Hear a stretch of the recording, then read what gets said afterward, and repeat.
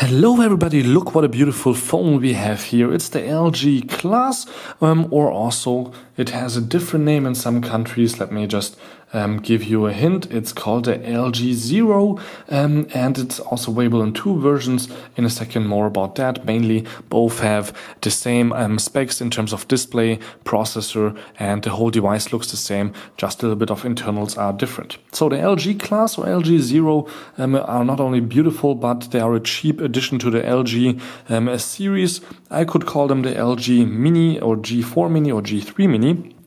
Since actually we have a really good camera on the front and the back. We have 30 megapixels here with a 1/3 inch sensor size, and on the front we have an 8 megapixel camera with a full HD video capability feature, which is also quite nice. There's no flash on the front, otherwise it would be the perfect selfie device, the LG Class, but we also have Gorilla Glass 3 inside, so it's quite scratch proof, but still LG is so nice that they put on a foil here that you don't even need to buy one. It was already on here when I took it out of the box. I think you can maybe remember from my review, from my unboxing.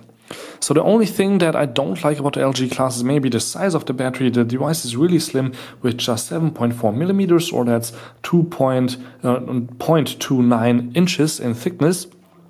So there is not much space for a big battery, but still we have really good cameras built in, and the camera is supposedly lasting 480 hours in standby, in talk time 10 hours, so that's round about what I got from it. Also 12 to 14 hours active usage is easily done, and so it gets through to the day, but definitely not 1.5 or 2 days here with the LG Class or the LG Zero. So, 5-inch screen, HD resolution, but still on the outside, you have maybe seen it, it's a full metal body, which is really awesome. Otherwise, volume rocker and on-and-off switch, like on most LG devices on the back, below the camera. Again, 30 megapixel with a flash, also a speaker here. You cannot remove the back cover, so you need to add your SIM card and micro SD with these little pins. So we have your micro SIM card, micro SD card right here on the bottom to expand the internal memory, and also the nano SIM card here for your LTE, 3G, and everything else that you want to use. So now one thing about the card, if you have this model, which is called the H650E, it has less RAM, so it only has 1.5 gigs of RAM. And also just the possibility to add 32 gigs of internal memory or extra memory via microSD. If you have the other model, which is called the F620S, I don't know in which countries that one is available, it has 2 gigs of RAM, so it's better. And you can add up to 128 gigs of SD card storage, microSD card storage, so it's in both things better. And that's the only difference between the F and the H series of the Class or the LG Zero. So I guess the Zero is the F. So let's continue. Otherwise, internally, Bluetooth, LTE, everything is inside. Micro SD slot, you have seen that. On the bottom, micro USB and headset jack. On the top, there's nothing, no infrared, no anything else. And after we have gone here through the device, you can see already it's running Android 5.11, so it will be probably updated also, I guess, to 6.0. LG is pretty decent when it comes to updates and pretty fast. Obviously we have multi-touch, and we also have the Qualcomm Snapdragon 410 processor inside, which is fast enough for this 720 x 1280 resolution. Bulkware is not really on here. You can see we have mainly the LG apps like the camera, the calculator, Smart World, voice memo, and so on. On this side, I just added my own apps and play games and the Messenger. Otherwise, there is the Google folder with all the Google apps, which is maybe not that important for most people, but I like, for example, the browser. The Chrome browser is just usually better than the ones by the companies. So here, for example, on my Hungarian side, it loads up quite quickly. Over Wi-Fi right now, but LTE should be about the same in speed, and you can browse easily through your content here if you want to, and do anything that you want on here if you want to do that, which is quite, of course, a nice thing to do. So zooming in, you will see also the display is really sharp, as I said, even though it only has 720 x 1280, which is the same resolution as an iPhone 6 or 6S would have, but obviously on a bigger screen, 5 inches instead of 4.7.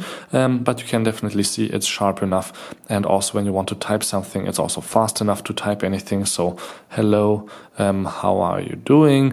And so on. And if you want to flip the screen, it also flips quite quickly here, the LG Class or LG Zero. I'm not sure if I mentioned that there's an FM radio inside. For some people that might be also important, but you probably have seen the icon. Otherwise, let's just check out Antutu and what points we got there, and then we will continue with a little bit of gaming and camera. So 28,000, it's decent. It's obviously not as good as the high-end devices, which are starting at 45,000, the top 15, and you can see it's going up to, for example, the G4 has 65,000, so double the points, but obviously this is a 250 to 170 euro or dollar device, and once it goes sub 200, it will be quite good selling, I think. So it's a little bit of gaming and then the camera. So Relic Run is my benchmark in 2015. Obviously, there will be other games that I will show in the next years or next year for my new devices. We always need something new. After that, we will show the camera, and then we're almost through, because I will obviously tell you also a few things about the device, like for example how long the battery held up. While the game is loading, I can show you a little bit of a comparison with the LG class with the Samsung Galaxy S6 Edge, where we will see 5.1 inches, and the Samsung is maybe a little bit higher, but not really. In terms of thickness, they are about the same.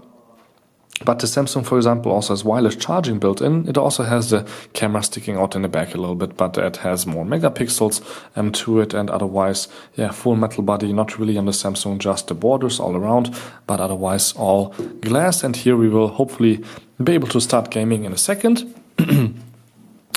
And while this is still loading, I can also tell you I missed the Android buttons here on the bottom where the LG logo would be, and on the top it's also way too much black border around the device. So I like the 2.5D display, so it's a little bit round to the edges and everything, but still it would be also nice to just have a little bit a smaller device maybe, or just more of the screen, because for example also here in the game you can maybe see it here on the bottom, it doesn't expand to the full screen. There's still a bit space for the Android buttons on the screen, which is always a sad thing to have. And the game seems to be a little bit slow here this time around. In the German version it loaded up easily, but it's still loading, so we can just tap the screen, I hope, and then start gaming in a second.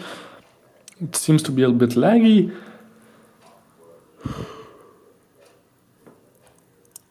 but I hope we will be able to start running in a second a little bit more smoothly. So here we go. That's obviously a glitch that doesn't have to happen. It was just a little bit slow for the first time here, you guys. So you can barely see a slowing down effect here on the device. Oops, I jumped over the magnet, which would have been probably handy.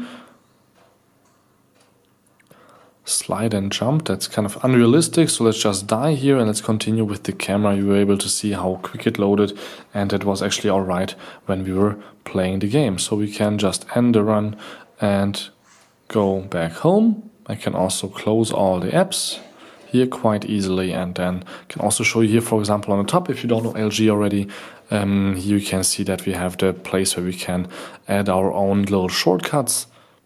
Like for example, I could turn on and off the LED, or have the battery saver right here.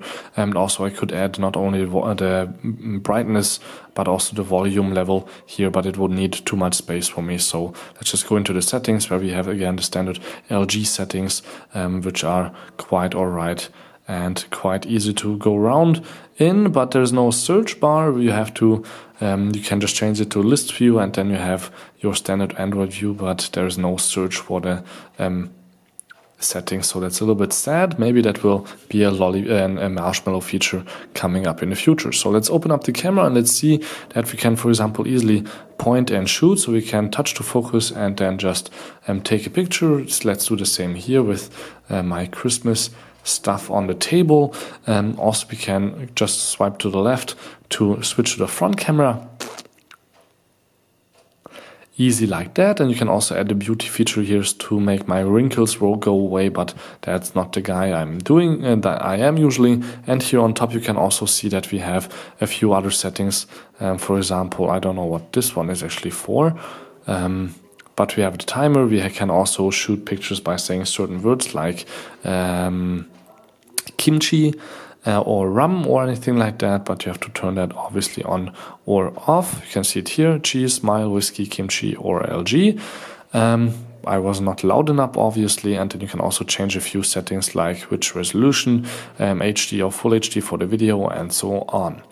But if you turn around, oops, the flash feature doesn't make much sense. If you turn around the camera, it will be obviously even better to set up certain things that you can see here. We can also turn on and off the flashlight, which is for some reason right now completely off. But yeah, that's it with the camera features, you could say. But let's just go quickly into the gallery to show you that we have also a few sample pictures. Like for example, this one I took like 10 minutes ago. And if you go a little bit closer with the 8-megapixel front camera, you can see quite nice details here on my beard. Even though if you check out the picture, that's a really nice and small area. So the 8-megapixel front camera is really great.